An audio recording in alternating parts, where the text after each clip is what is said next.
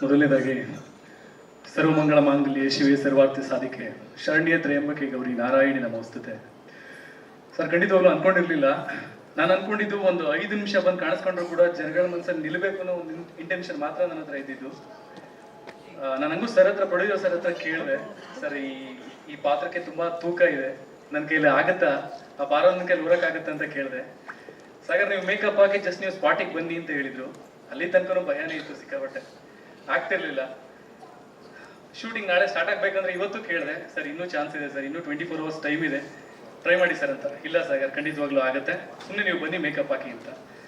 Thank you so much sir. ಇಂಥ ಒಂದು ಅವಕಾಶ ಮಾಡಿಕೊಟ್ಟಿದ್ದಕ್ಕೆ ನಾನು ಲೈಫಲ್ಲಿ ಋಣಿಯಾಗಿರ್ತೀನಿ. ಹಾಗೆ ನನ್ನನ್ನು ತಡ್ಕೊಂಡಿದ್ದಕ್ಕೆ ಕಿನಲ್ ರಾಜ್ ಸರ್ ತುಂಬ ಕಾಟ ಕೊಟ್ಟಿದ್ದೀನಿ. Thank you so much sir. Thank you Sagar, ಧನ್ಯವಾದಗಳು. ತಮಗೂ ಕೂಡ ಆಲ್ ದ ವೆರಿ ಬೆಸ್ಟ್.